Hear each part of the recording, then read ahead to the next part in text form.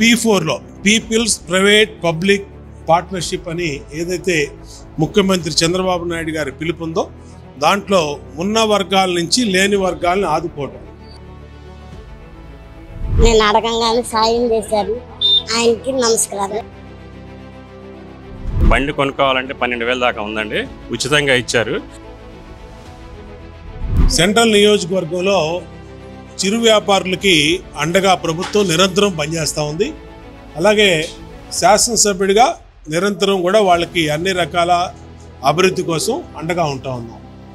ఇవాళ ప్రభుత్వ పరంగా స్ట్రీట్ వెండర్స్కి లైసెన్సులు ఇస్తున్నాం.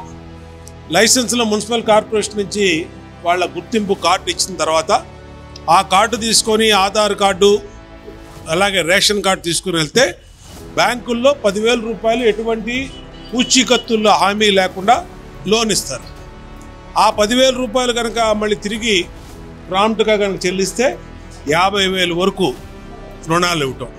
అంటే ఇవాళ బయట అధిక వడ్డీలకు తీసుకోకుండా చిరు వ్యాపారులు దోపిడీ గురి కాకుండా మరి బళ్ళ మీద పెట్టుకుని అమ్ముకునే వాళ్ళందరికీ కూడా ప్రభుత్వ పరంగా అన్ని చర్యలు తీసుకుంటా ఉన్నాం.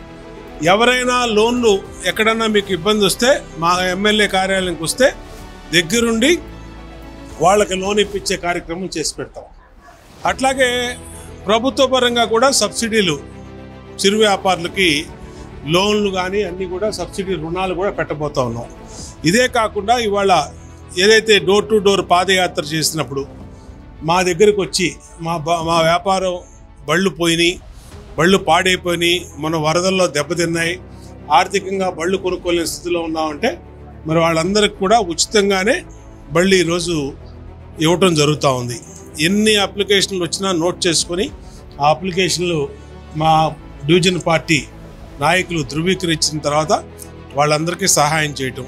ఇవాళ 64వ డివిజన్ రవికుమార్ కానీ మిగిలినటువంటి డివిజన్ నాయకులు కానీ నిరంతరం కూడా ప్రజలకి అండగా ఉంటూ సహాయం చేయటంలో ముందుకెళ్తా ఉన్నాం.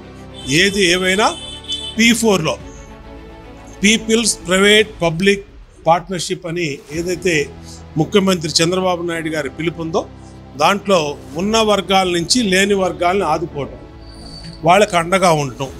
అది ఆర్థికంగా కావచ్చు, వ్యాపార పరంగా కావచ్చు, చదువుల పరంగా కావచ్చు, లేదంటే ఇంకో రకంగా కావచ్చు, ఏదొచ్చినా సరే దానికి జవాబుదారితనంగా చేసే ఉన్నాం.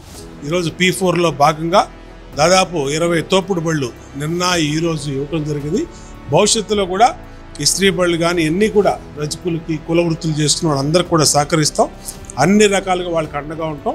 మా నియోజకవర్గంలో పేద వర్గాలని కంటికి రెప్పలాగా చూసుకుంటామని తెలియజేస్తాం. బోండాలమ్మ గారు దేవుడు లాంటి వారు, నేను అడగంగానే సాయం చేశారు, ఆయనకి నమస్కారం.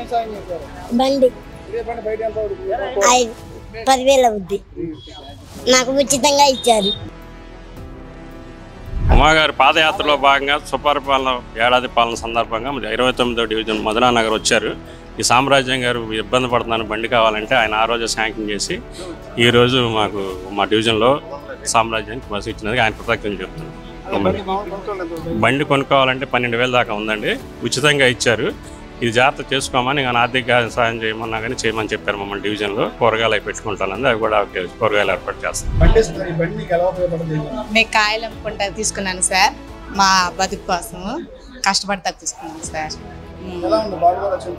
బాగానే ఉంది సార్. బలరాం ఇష్టమేనండి, ఆయన బండి అడిగానండి, ఆయన అసలు ఇవ్వలేదండి, ఈయన అడగగానే బండి ఇచ్చాడండి.